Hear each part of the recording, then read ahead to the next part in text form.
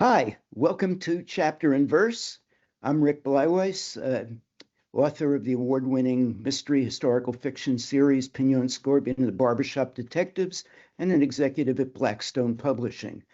I have with me today a fabulous human being who is multi-talented and multi-dimensional, and his name is Zoro, Zoro the drummer. Zoro is known as the Minister of Groove. He is one of the single top drummers in R&B, hip hop, and rock. Performed with acts as diverse as Lenny Kravitz, Bobby Brown, Frankie Valli, and the Four Seasons, Lisa Marie Presley, and many others. Zoro was named the #1 R&B drummer by Modern Drummer magazine and Drum magazine. He's the author of 5 nonfiction books, 4 on drumming, and 1 his memoir, Maria's Scarf, which we're going to get into. Zoro's also has been a Christian motivational speaker, was pastor at a church, and percussion instructor for a number of years at Belmont University. And welcome. It's been a pleasure knowing you, and I want people to know you and your story. Well, thank you, Rick. What a wonderful introduction, and thanks for the honor and privilege of being on your podcast. I'm super happy to be with you. My pleasure. So talk about Maria's Scarf, talk about your childhood, tell Sure. people what they should know. Well, first of all, yeah, the book is called Maria's Scarf. It's my memoir. It was a lifelong dream to write it. In fact, many people ask me, how long did it take you to write your book? And it's a multi-layered question, but I've been writing it without knowing it, I've been writing it for 50 years, 50, because I actually started a diary at the age of 10. And I kept writing in that diary from 10 into my early 20s. And there are many diary entries in the memoir from my 10-year-old self, 12, 14, 16, 21.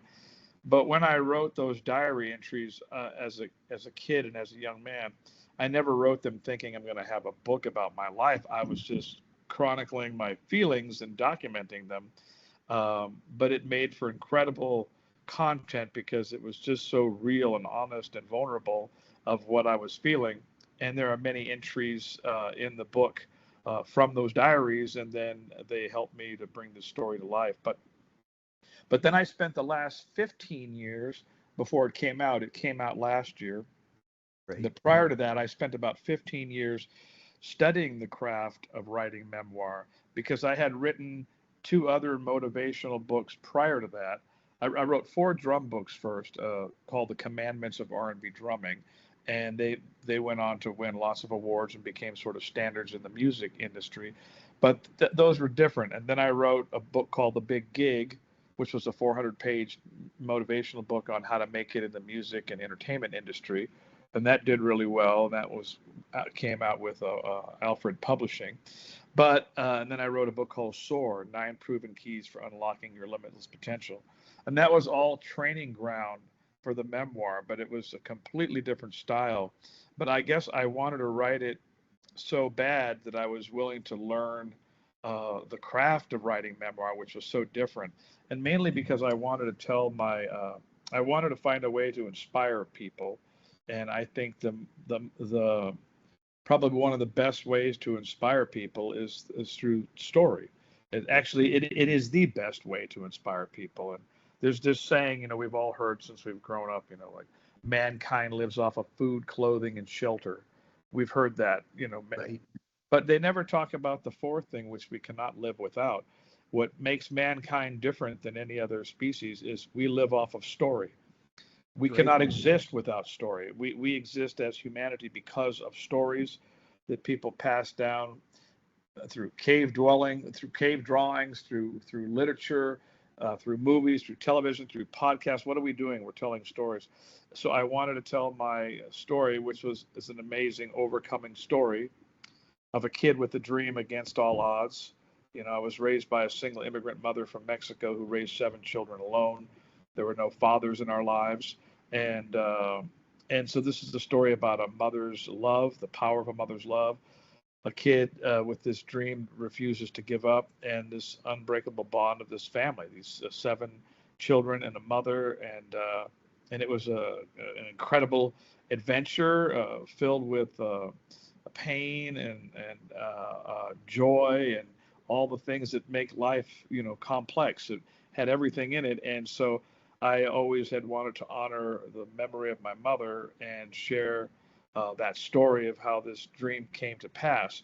Because when people meet people that have attained any sort of achievements or success, they never really know, what the backstory of that is. And I've always been interested in the backstory of people, like, well, what transpired to bring them to that place, And so when people ask me, what my story is like, in a quick nutshell, I say it has the feel of the films like Rocky, Rudy, The Blind Side meets Forrest Gump, because I have a lot of Forrest Gump moments in there, like things that happened to me that should have never happened, like they did to Forrest, in the movie. He winds up in the White House with Elvis, and all those kinds of things happened in my life. And so, so the goal, the desire was really just to inspire people and to touch their lives with this story. Yeah, well, and I'll tell you, I mean, the book has been called eloquent, hilarious, tender. I mean, it's got all the elements that you're describing. I've read it, obviously. It's a fabulous book. You started in Compton, correct? Yes. And I remember that at one point you were sleeping in a Chevy for a while. Yeah. So we my formative years, I grew up in Compton, California, which is known as South Central LA, which is known as the Hood.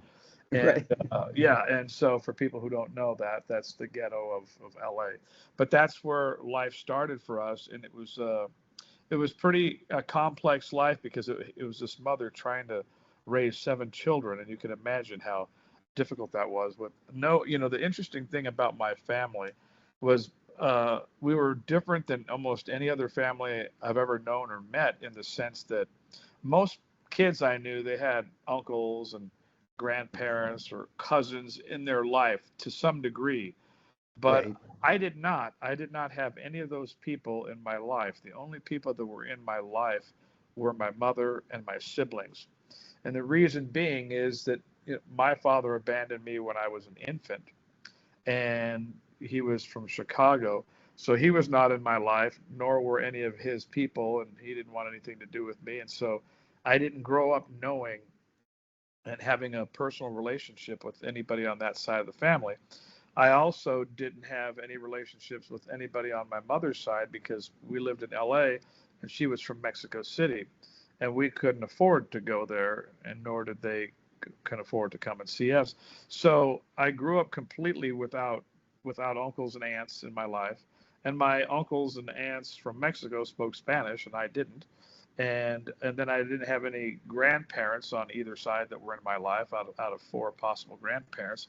So it's very interesting. So we really were a tight unit, because all we had was each other. We didn't have any other like extended family, and that part is very unique, because I don't know, everyone else I know will talk about, oh, I grew up with my uncle or my cousin or my, and so it was really just this mother fighting for survival. But through a twist of fate, we ended up going from Compton, of all places, and we wound up moving to a place called Grants Pass, Oregon, which is about 713 miles north on the I-5. Know it well. Well, because you were there in Ashland, Oregon, which is, like 40 minutes from there. But the way we ended up in Grants Pass is my oldest brother married a girl in California, whose parents and whose family were from Grants Pass. And on one particular spring break, they went up to visit her parents, and they took my older brother and sister with them for spring break. They were in like junior high, and they took them with them in the 1961 Pontiac, convertible, red Pontiac convertible, and they took them up to Grants Pass, Oregon. And my brother and sister had never seen like the mountains or rivers or tree, things like you don't see in Compton. The river is like an aqueduct of concrete. It's not like the Rogue River. And so they came back and told my mother we should move there, and my mother had never been there, and the earthquake in Sylmar had just happened in 1971 that killed several people, and my mother was terrified for us joining gangs and the street life there. So sight unseen, we move all the way up to Grants Pass, Oregon, which is a completely different life change from Compton. I mean, both of them were equally challenging in completely different ways. And both of them were a struggle to survive for different reasons. In Grants Pass, it was surviving the cultural shock. And at that time in the 70s, it wasn't exactly a town embracing brown folks. You know what I mean? It was a bit more of a racist community, or there was factions of the community. I mean, that exists everywhere and anywhere at any time. But at that particular time in history, it was definitely difficult. So it was a challenge in a whole nother way. But yes, at one point we ended up living in our 1962 Chevy Nova, and we lived out on a little plot of land out there in what they call the Jerome Prairie area. So yeah, I've had this extremely colorful life where I went from Compton to a car to the White House to the stages of the world.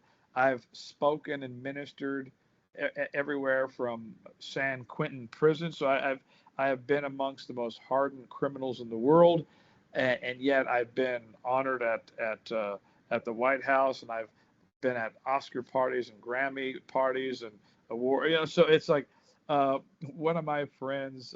He's a famous Christian musician, worship musician. His name is Lincoln Brewster, and Lincoln used to play guitar with Steve Perry, and he always calls me the most interesting man alive. I believe because it. he goes, there's this 𝐃𝐨𝐧'𝐿𝐵𝐾 beer ad, or it's liquor, and there's a guy in there, he looks all suave, and the whole ad is like so and so, the most interesting man alive.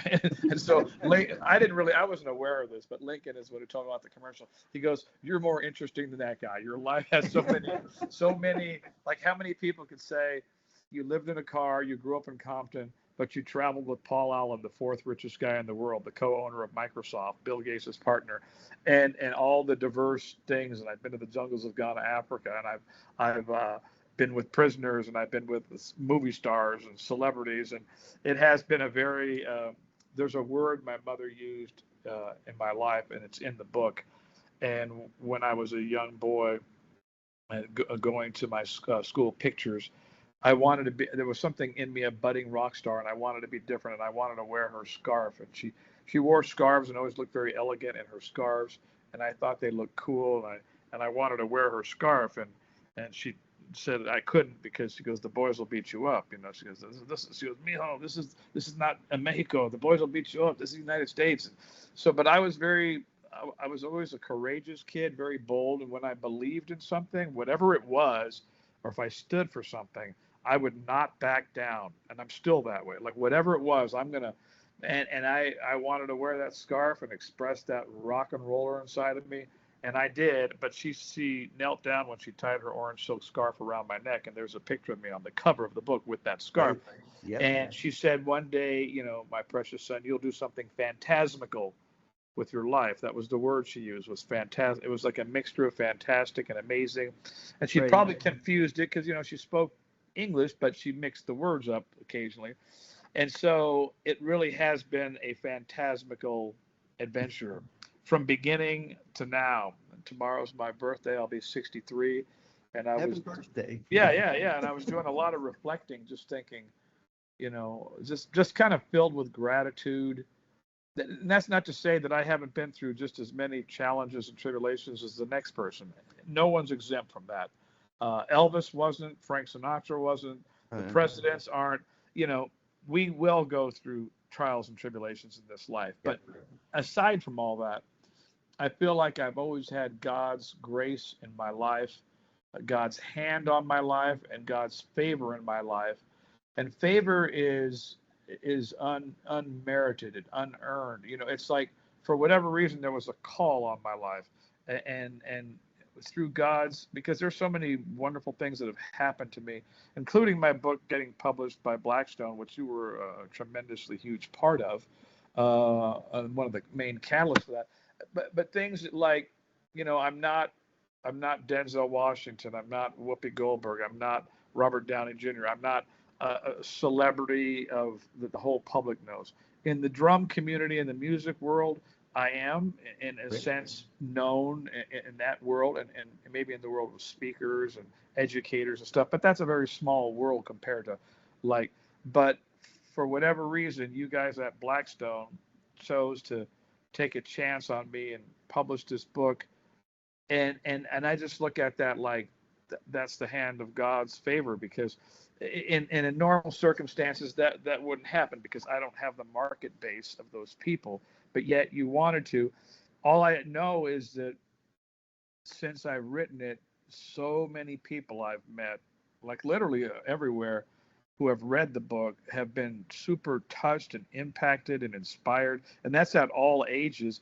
But I look at all that as like, my life has always had a purpose. And the purpose wasn't just to write a book or just to become a drummer, or just, the purpose was to touch lives and to impact people and to inspire people and to give people hope. And I was born to be like an encourager. That's in my nature. That's in my DNA. So I meet total strangers at the gym, and I'm encouraging them. I'll meet a woman who's going through divorce, and I'll encourage her. I meet a man who lost his family, and so it's almost like God set up my life so that I could have this life, to have access to people. The music has just given me access to people.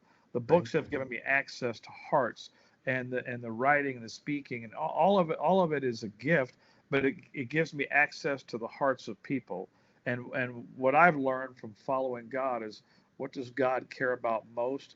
Well, if you're a parent, if anybody out there is a parent, and you're a decent parent, what do you care about most is your own children. That's even when people go through divorces and end up hating each other, they still love their kids more than life, right? And so I look at it like that, like what does God care about more than anything? His children. Who are his children? Us, people. And so I think that he finds very few people who care about what he cares about. And I've always cared about people, maybe because of those harsh circumstances of my upbringing have given me an appreciation, have made it possible for me to communicate with people from all walks of life, because I've been at the bottom. I've visited the bottom of the earth in the worst places in the world, in Guatemala and Ghana, Africa, the poorest people in Mexico.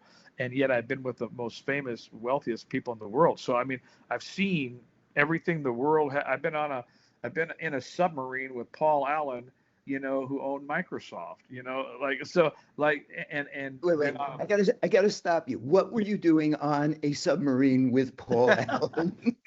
Well, that's a good question. In fact, last night my wife and I were watching some documentary about that Titan submarine that exploded, that killed like 5 people like a couple of years ago, and they were trying to go see the Titanic. And now I'm way more claustrophobic than I was then. And now I go, hell no, I will never get in a damn submarine. Because we got in his submarine and we were in the islands of Palau. And he's an avid scuba diver, and he's an avid adventurer, was. And so he's the one that I learned to go scuba diving with. And then at that time, I was way more adventurous. And he was like, well, you want to go on my submarine, and we're going to go look for some sunken ships and wreckage, you know? And I was like all in.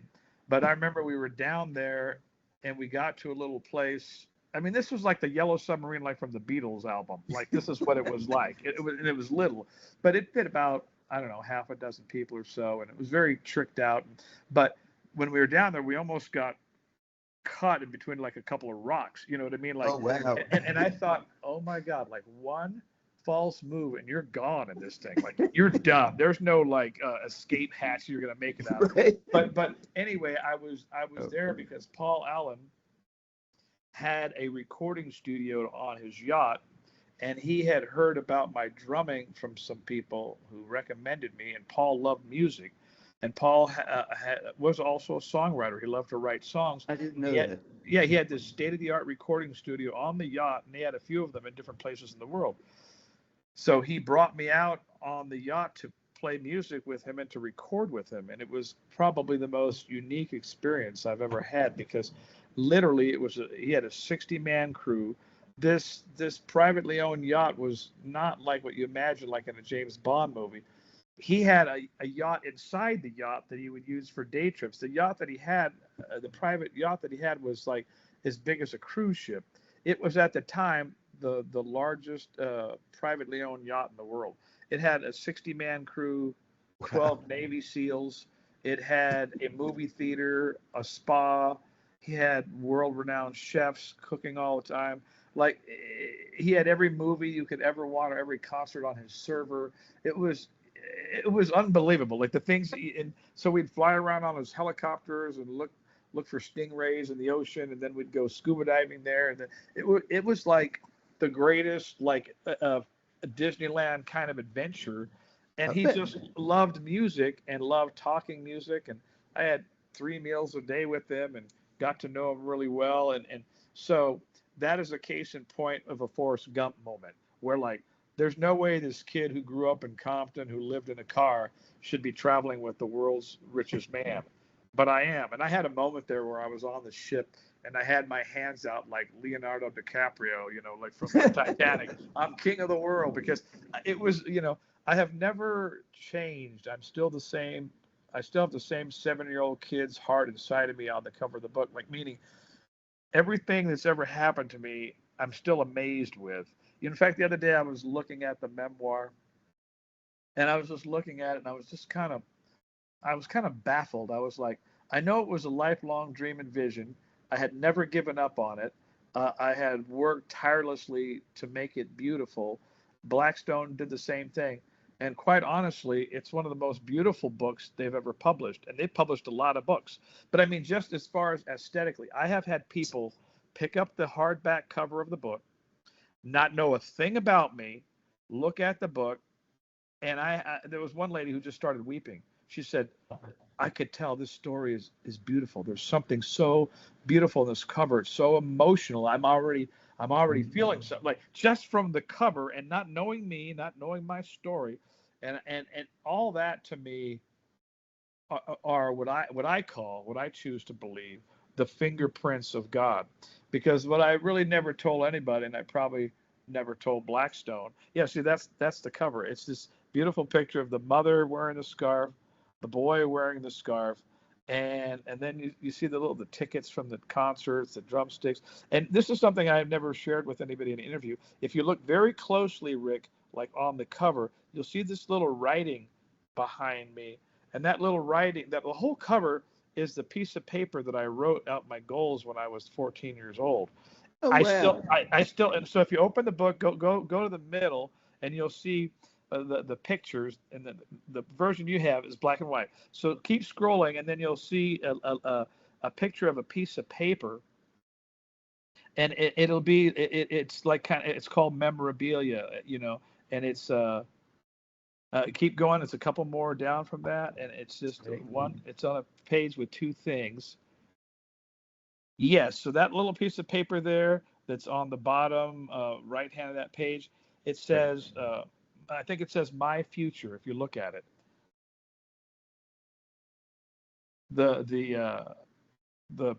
It says a vision statement I wrote at age 15 while working at Josephine County Fair in Grants Pass. Yeah. Now look at the actual writing on it. What does it say at the top? Oh yeah, my future. My future. Yes. So I was vision casting for myself at 15. That piece of paper is what the cover is, and the writing behind my head and the picture, all the little writing, are those visions and dreams. And one of the things I wrote on there was that I wanted to make it as a drummer in show business, and I had just started. But when I was looking back and reflecting, I was like, these were visions and dreams that God has given me for years. I would have prophetic dreams about them, like I could see the finished product. I could and this is the way God has always spoken to me. I had prophetic dreams about Paul Allen for like 6 months before I met him. Like Wow. every night I would have a dream about him, and I couldn't Wow. understand why I'm having a dream about Paul Allen. And one thing I've learned about dreams is you cannot manipulate them. You can't make yourself have a dream. If I could, I would make myself never have a nightmare, you know, but and I would make them all pleasant, right? But you can't manipulate a dream. And I was not like a business guy reading business magazines where I would know about Paul. Like I had no, but I had prophetic dreams about the guy for 6 months.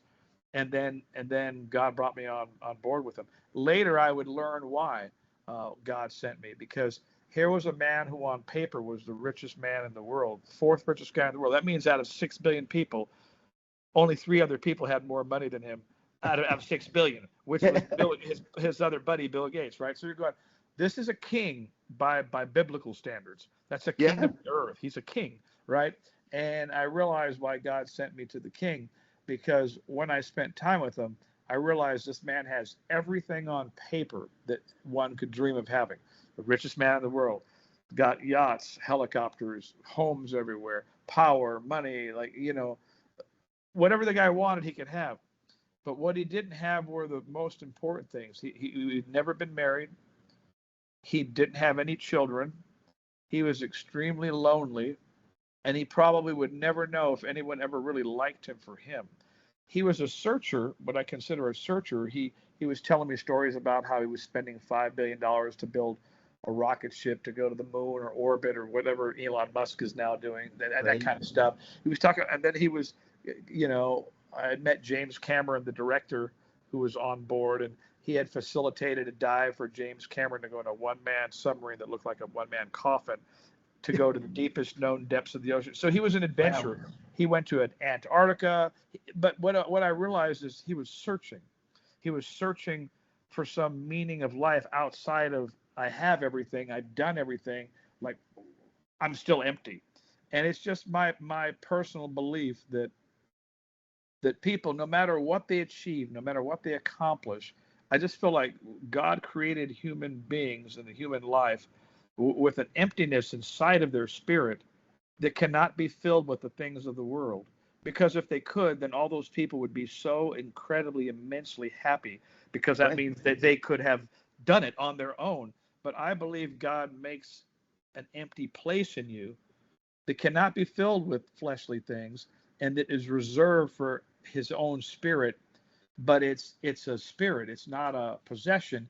And if you invite him to be in that spirit, then he gives your life a sense of meaning and that loneliness, because I think we're all longing for another world. Like, and look at the people who had all the success and, you know, they were miserable or they killed themselves, or you know, the Elvises and all the famous people in the world, right? And you're going like, well, what does it take to be fulfilled? What does it take to be happy?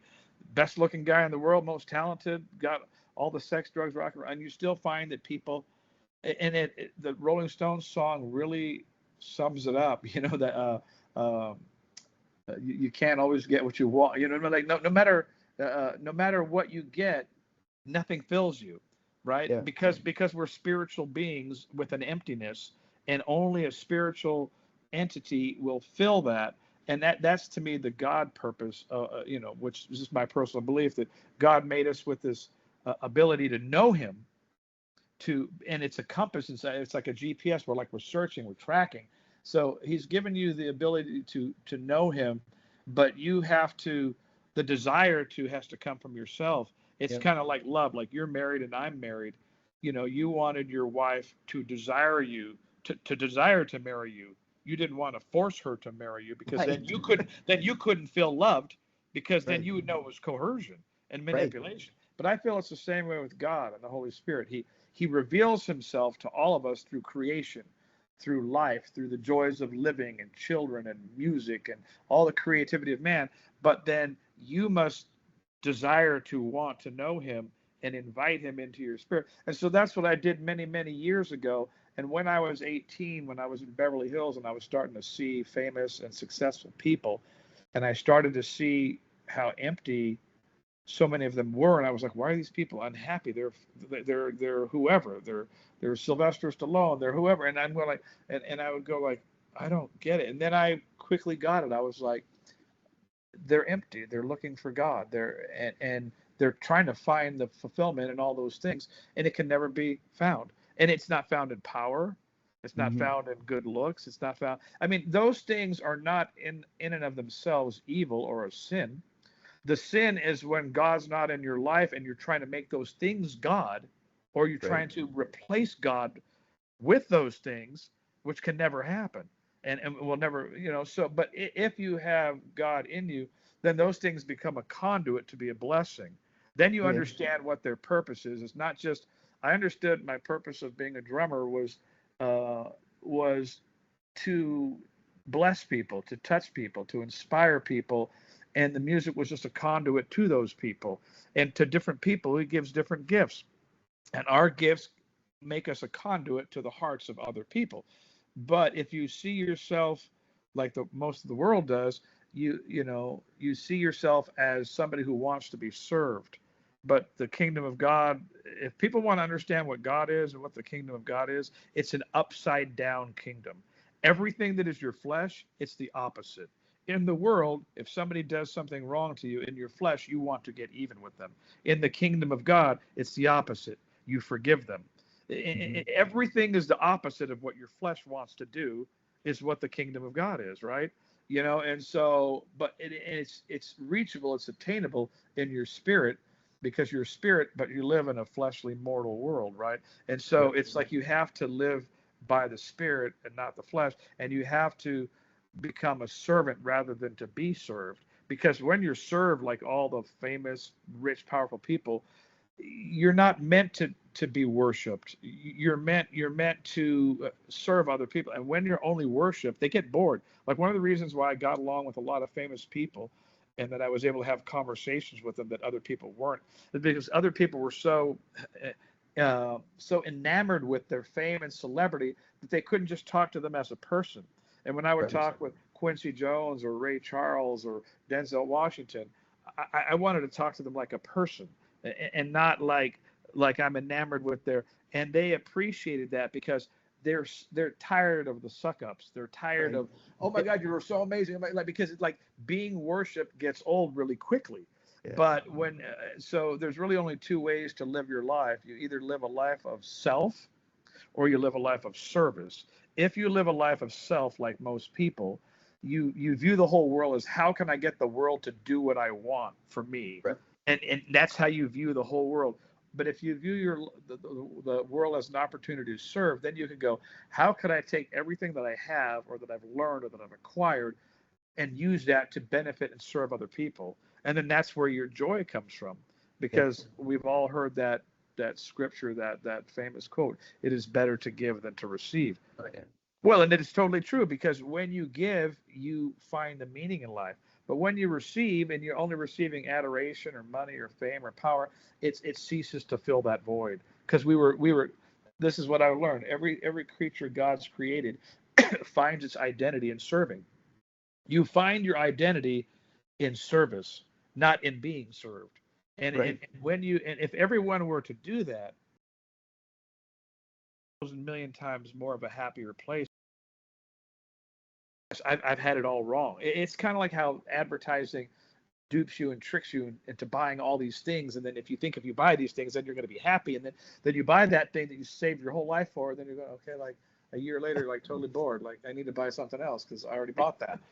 So I Like, learned all this stuff from an early age, and it is given me perspective, and it's also given me purpose. It's given me great joy, because I'm not a rudderless man without a compass. I understand my days are numbered, like everyone, and I go, I want to make the most of my days, the most of my life, in service to God, by serving other people, and not being religious in that sense, meaning I'm not a religious man. A religion is just a habit, an external habit that people create to appear as if they're more holy or better than other people. And we know how many religious people are phony on the outside, but inwards they're child molesters, they're killers, they're liars, they're rapists, they're right. murderers. And so I'm not religious.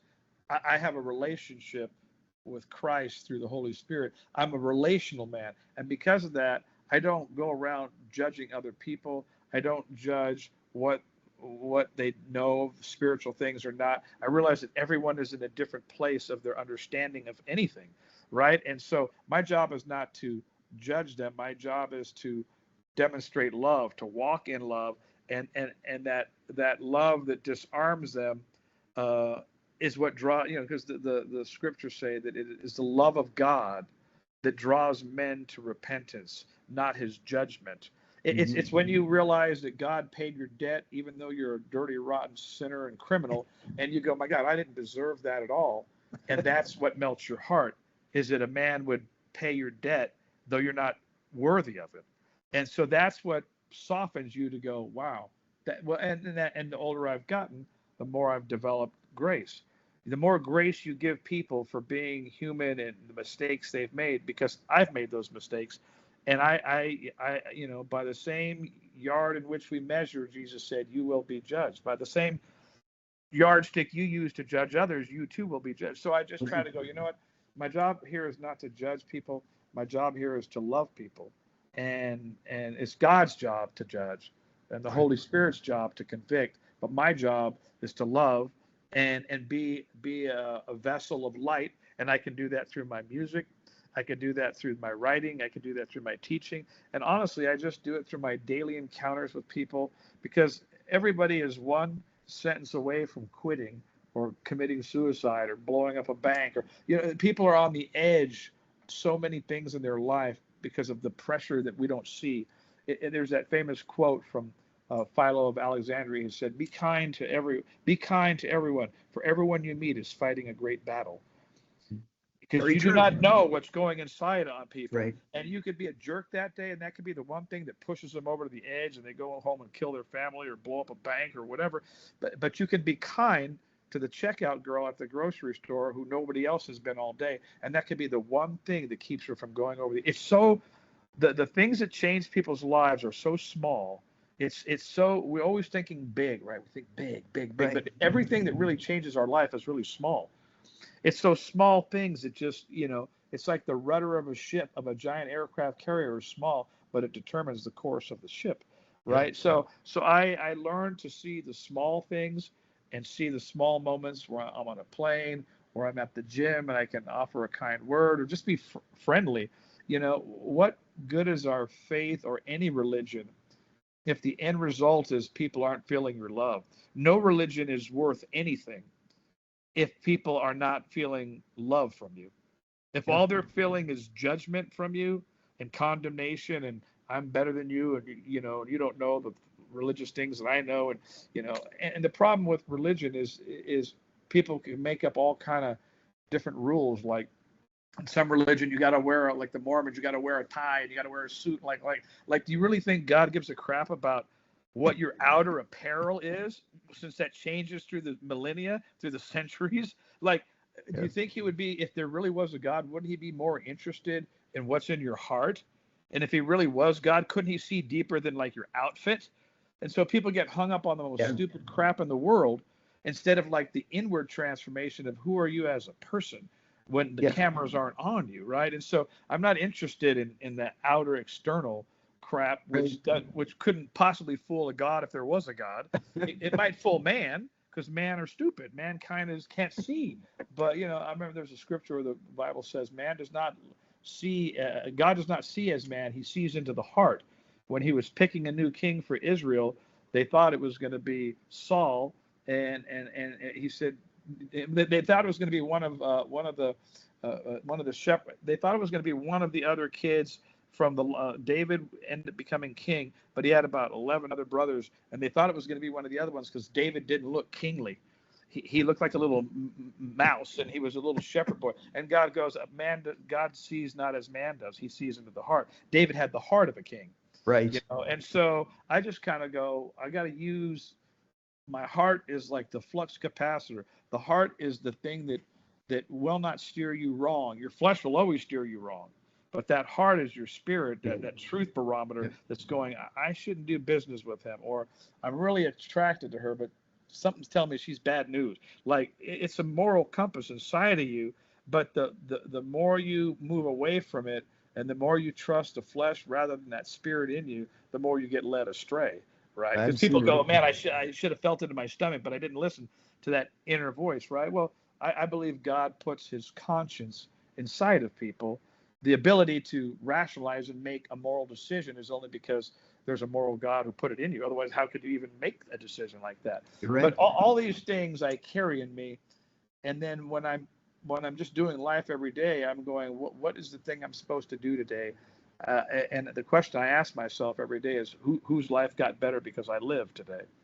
You That's a know, great, that's really a fabulous attitude. I mean, it's too bad everybody isn't like that. well, Seriously. it's just, and that's how we have to think of it, because we have a. I always say, for a limited time offer, all those advertisements for a limited time offer. We're offering Right. you this Volkswagen Rabbit for a limited time. Like, well, I always go, guess what? Life is a limited time offer. That's For a right. limited amount of time, God offers you life and says, what are you going to do with it? And Yep.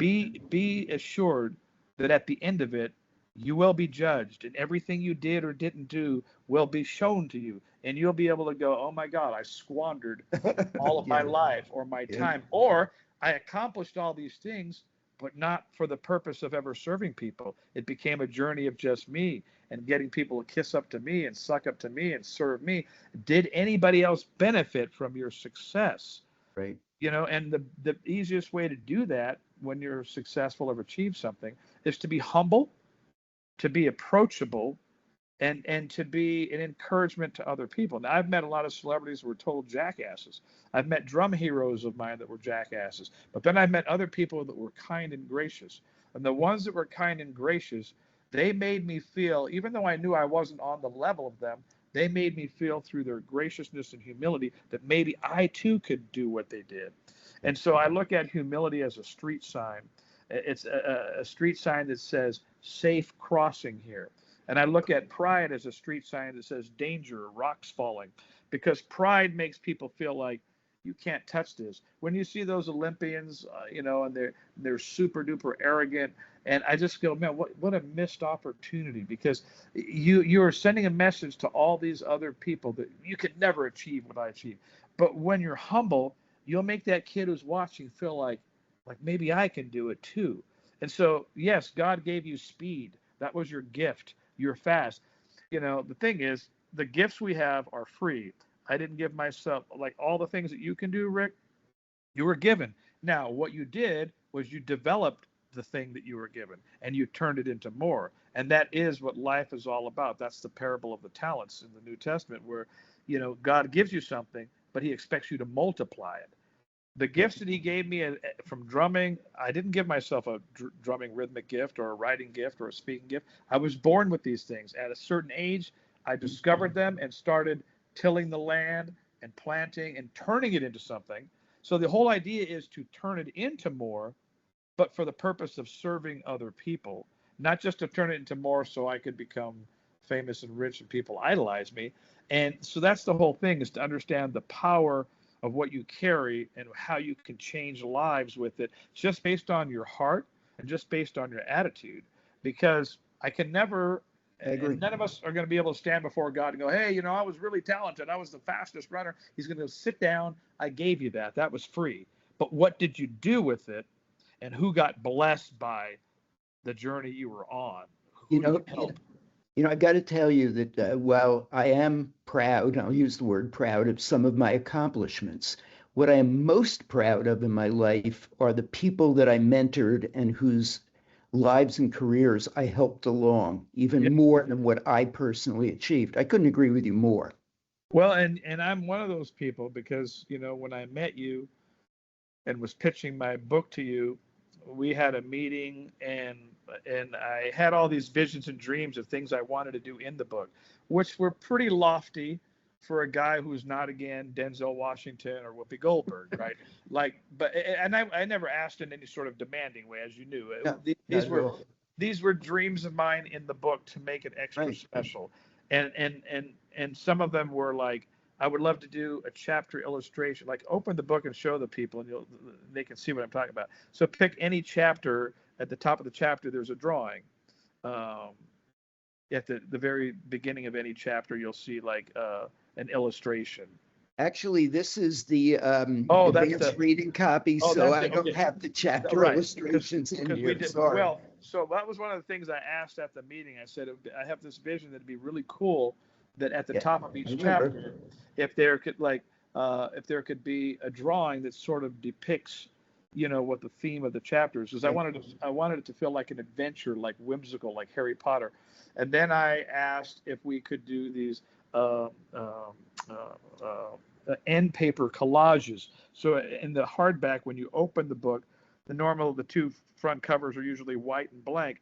I said, can we show all my childhood dreams and all the goals and the report cards and the drum catalogs and all the Right. things that are tied into the stories to show here's the kid's dreams. And then at the end, we open the end papers, and now we can show all the magazine covers, the backstage passes, like when his dream came. So it's all these very special things that I asked for that would make the book just a very special book. It's not just a It book. is. And I know all those things cost more, and I was so encouraged because you said, well, just make a list of everything what your visions are, and you were just so helpful in me facilitating this dream of mine. And all those little extra things are the things that touch people that have read the book or that talk about the book. Every chapter is named after a song that depicts what I'm going through. So when we're living in the car, that chapter is called "Staying Alive," which is a perfect, Yeah. perfect name for a chapter, right? And there was all these really special things that made the book very unique. But you champion, and so here's how I look at it. You helped me. Number one, you believed in the story, and the story has now. You and I will never know till we get to heaven how many people's lives were touched by that story. Right. I've met an 85-year-old woman who read the book. She read it in one reading. I was like, wow, what took me 15 years, you read in a long day. It's kind of a backhanded compliment. And Yeah. I remember her telling me, she goes, Sonny, I'm gonna read your book. She goes, but at my age, if I don't like it right away, I'm putting it down because I don't have a lot of time to waste. Right. Which made a I lot of get it. sense. It's like I'm not going to watch a bad movie 20 minutes in if it hasn't gotten me. I'm 89 Right. or whatever. I got so much hours left. And then she called me a couple days later. She goes, I started your book at 7 in the morning. She goes, I only stopped for a little biscuit and some tea. And she goes, I read it all the way until like midnight. She goes, your book captivated me. And she goes, your book makes me want to dream again. Wow, that's cool. You know what I mean? Makes me want Yeah. to go after impossible things, unimaginable things. This is somebody pushing 90. So, and I've gotten that kind of response from people that I had a dyslexic kid read the book who said it's the first book he's ever read that he made Wow. it through because he said immediately it felt like I was watching a movie and it was cinematic and it drew me in and I could see it, the visuals. And I was like, I'm the first book you ever fully read. He was, yes, the first book I've ever made it through because all those other books I can't get past a certain thing. So together we did something super special, and this is how I view how God views it. Like remember Amway and those companies with the downlines, like the what do they call it, pyramid marketing thing, Yes. it starts with Absolutely. one guy at the top and he gets 5 other guys to go sell the product and he gets credit for all those 5 guys and then those Right. 5 guys go get 5 more. But the top guy always gets credit for every single one. Well, that's how I look at the assignments and the potential of the things of God, is that you will get credit for every person that I've been able to be a blessing to through this book. You get a deposit in your account in eternity that because of you and because of your championing this and because of your getting behind this, your downline gets bigger and bigger and bigger. And because in the kingdom of God, all things are fair and all things are accounted for. In the kingdom of the world, you could create all these great products and get ripped off, as we know in the music business or the publishing business or any business, and never get credit for anything you've done, and never get your reward ever. But it doesn't work that way with things to do with the kingdom of God and people. When you sow into people and you make a difference in people's lives with whatever conduit you had to do it with, you will get credit in your heavenly bank account. And God will say, he says, every man will get according to his work in the flesh, according to your work, according to what you've done. Nothing goes unseen. Angels record everything you've ever done. And so that's good to hear, because in the world it's not fair. You know, in the world you do many good things and no one ever saw them, and you end up going into jail for something you never did. You know, and it's an unfair world.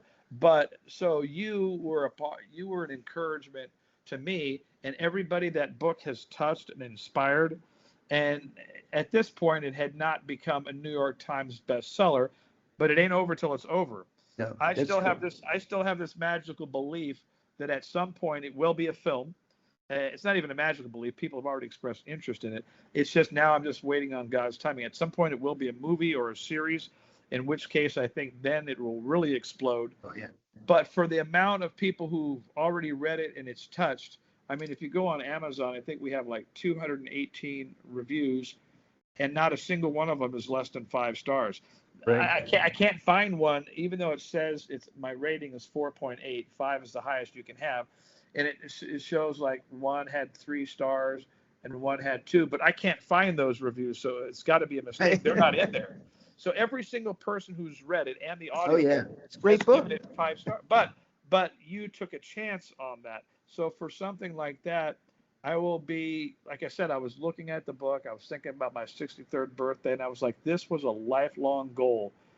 And because of some people that God put in my life, which is you and Marilyn and a few people at Blackstone who championed it and had to convince the other people, hey, this guy's not Denzel Washington, but he's got a story that's worthy of being told. You championed that, and not many people do that anymore. And then not only did you champion it, like I said, not to be biased, but it's one of the most beautiful looking books you've ever published, with the pictures and the embossed photos and the drawings, and it's just everything about it. It reeks excellence, but everything about it. I remember when I finished the audio book, your audio producers, I forget her name, Jessie, is that one of the Jessie and her partner, the engineer Josh, I think maybe was Brian. No, well, he was one of them. But when I was done with doing the audio book, and they saw the physical book, she said, I've done thousands of books, you know, audio books or whatever. And she said, I'm not just saying that. She goes, this is one of the most special books I've ever worked on. Special. And I love that word special, because my mother always said I was special. And I didn't want to just have a book. I don't want to just do something to just do something. I want it to be special, where special means it touches somebody. Special means it stands out from the crowd to suck in the hearts of people. When I sign the book, wherever I go and when I speak, I move tons of units of the book because people get inspired by the story. I never just sign my name. I always write, never give up, and then I sign my name, because I want to give a word of encouragement. I want to give them a decree. I want to give them an instruction, something. I don't want to be like, oh, I'm this big celebrity just signing my book. You're lucky to have my name. I want to go, no. In my other book, it's called Soar, I always write in there, you will soar, like a decree, not like you're going to flounder. Maybe you will. You will. People need to hear that.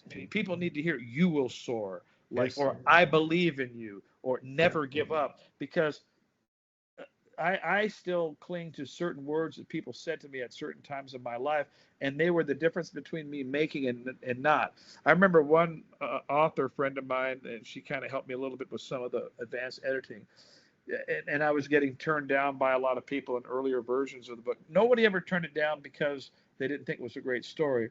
They only turned it down because I didn't have 2 billion followers on Instagram. You know, and I go, well, doesn't anybody have any faith anymore, like in just a good story? Because if that standard was back in the old days, there would be no Where the Red Fern Grows. There'd be no classic books, because these people had amazing stories but no following. And so what happened to the people who have vision? And then you guys came along. But she said one thing that always encouraged me. She said, it only takes one editor to believe in you, just one. Just like Harry Potter was turned down by everybody, but it was one little girl at the secretary at the publishing that said, I think there's something special here, and she brought it to the acquisitions editor, and then the rest became Harry Potter. You know, and so I love people who believe in people, that other people don't. I love people who take chances on things. I've always been a risk taker. I've always had, it took me, I risked a lot to get this book to where you guys wanted to publish it. It was years of rewrites and learning and studying, and then collecting the quotes from people, to the endorsements from people that took a year or two to get some of them before I even presented it to you. All this was a long incubation period. And there are many times where I felt like, God, you gave me these visions and dreams, like, you're going to wait till I'm dead? Like, when are you going to bring? But I'll tell you what, I have learned to trust in God's timing, because if this book had come out any earlier than it did, it would never become what it became. And if it were anybody other than Blackstone, and I honestly believe this, it would never be that beautiful book. In fact, when you guys hired a developmental editor named Holly Rubino, and when we worked on the book, it was 110,000 words, when I submitted to you. But everyone told me, said in publishing, said, and writers and editors said, be prepared. They're going to whack that down to like 90, 80, 70, maybe even 60, but it ain't going to be 110. And I was like, what the hell are they going to cut? Every part of it is so crucial and important. Like, I just couldn't, I couldn't understand what would it be. It all coincided. And then Holly and I worked on it for a few months, and it went from 110,000 words to 120. It got longer, but yet we made incredible cuts. And then when we turned it in to Marilyn, she said, it's not one word too long. She said, it is perfect. No other publisher would have done that. They would have hacked that thing down. And that story works because of the length of it. But it's like a 3-hour movie that's compelling and evocative and moving is shorter than a 90-minute stupid movie that doesn't engage you. Oh, right? And so everything about the timing of that book, who published it, who was the editor, who got behind it like you. Not only that, 5 years earlier, I wasn't as good as a writer as I became. It was all those years of study. And then it was also, I got older to where I could be more vulnerable than I would have 10 years earlier. 10 years earlier, I would have been hiding certain things because I was embarrassed of them. But now that I was a man who was 60, I could look back on my life and I could be proud of the embarrassing moments that I overcame them, or that my mother did. Instead of, when you're younger, you're protecting your image, your name, your identity, your family. When I got older, you don't give a crap anymore. Now you can tell the truth. And because I was able to tell the full truth, it became so much more moving and evocative and vulnerable. And all that wouldn't have happened if it came out when I wanted it to come out. It would never be what it was. And so this is to encourage all of those that are watching and listening, is that you may have a vision, you may have a dream, you may have something that God put in your heart, and don't be discouraged when it doesn't come to life when you want it to. And also be very open to correction. Be very open to what I call retooling, reassessing, regrafting, rewriting, whatever it is the product is. Right. And most people aren't humble enough to go back to the drawing board. I rewrote Maria's Scarf like 1,000 times. I would ask anybody on the street, read this chapter. Tell me what you think of it. Like, I would have strangers. I'd be on a plane and I'd read a passage. I said, do you mind if I read you a paragraph? I said, is there a better word than the word I'm using right now? You know what I mean? Right. And they would go, I'm like that too. Yeah. Yeah. And I'm always open to, like, how could this be better? But I find that a lot of people aren't. And they get bent out of shape when somebody doesn't like their first, and they quit. And I go, no, if you would just go through the 1,000th draft, you'll have a masterpiece. But you've got to be willing to lay your ego fully down. And then you've got to be willing to reassess, recalibrate, retool the machinery. And that was the 15 years. I bought over like 300 books on the craft of writing and writing memoirs to learn. I knew I always had a compelling story, because when I would tell it verbally, people would always go, oh man, your story's like a movie. Like, you got to write a story. But it's like, how do you tell it? And I didn't have the money at the time to just hire a great writer. And also, if I would have, the book would have never had my heart. It would have been a different book. Yeah, it would have been this polished, crafty, high skill writer that didn't have my heart. One thing I knew I had as a writer, and one of the early editors taught me this, he said, you have fire in your writing. You don't have the skill yet of a memoirist, but you have what I can't teach, which is fire, and you have passion, and you have soul in your writing. You just need to learn these other parts of the elements of the craft.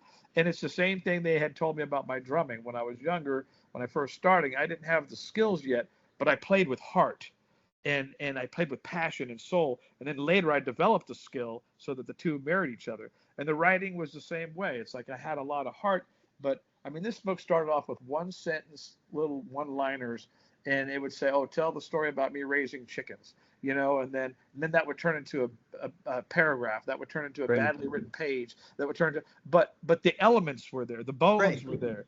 But then I had to learn about dialogue and scene and setting and character art and all these things, you know. But I love sharing the craft with people, or really just inspiring people that whatever your thing is, man, do the work and let the results be left to God, because I couldn't manipulate the end result of the book, right? I can only present my offering to you or to any other publisher, but I couldn't make anybody publish me. I can only do the work, and then I have to leave the rest in God's hands. And then even as far as the outcome I have to leave it in God's hands. I do the book, I do the best I can to promote it, to get it out there. If a couple of the right things had happened and I got on a couple of those talk shows I was trying to get on, it would have been the difference between having a New York Times bestseller. But the book did win a big award, and it was voted most inspiring nonfiction book at a big LA literary award. So, and the court of public opinion is that every single person who's read it has loved it. So, and every person who's read it has told many other people about it and shared it with other people. So I couldn't control, but it ain't over till it's over. And I still have this dream that somebody important is going to get a hold of it and read it and tweet about it, and it's going to get into the hands of more people, because I still know a lot of people. They will. And I just want to interrupt for a minute. First, because we are kind of running toward the end of this. First of all, I want to thank you for what you said about my role in it, but I also want to, I'm glad you brought up Marilyn, because Marilyn was a mover and shaker in this, and I had a role, but certainly far from being the only one that believed in you in this book. That's for sure. The other thing I just want to ask you before we end is, you were talking about your Forrest Gump moments. And one of them you mentioned, I think, was probably the White House. What was that about? So there was an event called the Fatherhood Champions of Change. And so at the time, Obama was president. And at the time, there was an award sort of ceremony where they were bringing in different people that they had heard about, that were mentors to young boys and young men, and shaping the lives. And somehow my name had been given to them as the guy who was making a difference in the lives, because I had spoke for Big Brothers Big Sisters organization, which I was a kid in that organization. I'd done a lot of speaking and a lot of things. I'd mentored a lot of kids in music college, and just whatever I've been doing for many, many years, somehow the word about that got out, and I was included at this event at the White House, and where they honored all these men who are making the difference in the lives of young men and marginalized men. And here's what's crazy about that. So for about 6 months, or maybe 9 months before my 50th birthday, I was talking to God like I do. I talk to God like I'm talking to you. I just talk to God like he's a friend, but a friend that I can really tell the truth to. And I can go, I'm having a shitty day today, or I can't stand this person. I freaking hate them, but help me not to feel that way anymore. Or I'm not getting along with my wife, or my children don't understand me, or my buddies screwing me over. Like, I talk to him like the best friend that you can tell all your dirt to, and there's nothing to hide. And so it's very freeing, right? And so I was talking to God, and I was like, God, I'm going to be 50 years old in about 9 months. And I said, I've labored long and hard in my life, and I've spent a lot of my life serving you and serving people for you, and said, I would just love it if you do something special for my birthday. It was like a request from a dad, like I said, could you do something special for my birthday, just to let me know you're there, you haven't forgotten me? Because it was at a time when I was kind of feeling a little forgotten, and maybe like no one's seeing all the good I'm doing, and no one was publishing my memoir yet, and I was just kind of a little discouraged. But I'm like, would you do something special for my birthday to let me know? And lo and behold, it was like 3 or 4 months later, I get a letter, from the White House, from Washington, saying, you've been selected and invited to this event to be honored. And I thought it was like a fake chain letter or something, like the Ed McMahon sweepstakes or something. I'm like, did other people get it? And then the more I researched, the more I realized it was real. Well, guess what? That event at the White House was on my 50th birthday. Oh, wow. How cool is that? It was on 5-0, and I was able to bring my whole family, and it was the 2 kids and my wife and I, and my daughter. She was very young at the time, like maybe 10 or 12 or something like that. And she said, Daddy, not only has your dream come true, she goes, but it was my dream always to go to DC Cupcakes, because she was watching this TV show and it had this whole thing about DC Cupcakes. It was like a baking show, and she'd always wanted to go to DC Cupcakes. And so on my 50th birthday, after I got honored, then they met me outside the White House in a little park there, and she brought the cupcakes, and she said, God answered my prayer too, because it was just the most beautiful, special 50th birthday, that'll be 13 years ago tomorrow. And here now, on my birthday, I could celebrate that this incredible, the thing about, and about the written word is like, I was trying to think about what is the thing that I could give to the world that would be the greatest gift I could give. And it's my story, because we read stories from people 5,000 years ago, 2,000 years ago, that still impact us. It's like their lives are still, and as the written word, and of course, because I narrated the audio, that will live on for as long as those mediums live. And so people that I'll never meet, for those that I'll never know, can be affected and impacted by my story. And that's far beyond drummers or musicians. That's anybody, right? And whoever finds out about it. So I thought, what a great gift that God gave me, that I got to see the dream of my book being published, and that I get to see how it's affecting people, and I'm alive to see it and enjoy it, right? Because sometimes people will fulfill a dream, but it's after they pass, then everybody honors them, and then people publish their music, but they died a pauper or whatever, So I don't know, I'm very grateful. There's more dreams I have in me, more impact I want to make and create, and more lives I want to touch. But I feel like everything in my life has led up to this moment, has really prepared me for the most important season that's upon me, the season where I'm really going to be able to have the greatest impact. Great. But we're unfortunately run the end of time here. That's but good. What I'd love to do, excuse me, if it works for you, is in a few weeks, I'd like to maybe set up a second interview with you and talk music. Yeah, absolutely. I would love to do that too. Yeah, no, I'll never run out of things to say. I know. I'm somebody who has a lot inside of me. But thank God, I feel like at least what I have to share is beneficial to people. James Brown had a song saying, talking loud and saying nothing. There's a lot of people that talk, but they're not saying anything. Yep. And I feel like God has given me a lot of substance to share that will cause people to reflect, or to think, or to be grateful, or to try again. And so I know He made me a communicator, and I have truth to communicate that I believe will benefit them. So I'm a wellspring of stuff and stories, but hope and inspiration will always come out. And I'm very thankful to Marilyn at Blackstone, because one of the stories I didn't know, we'll end with this.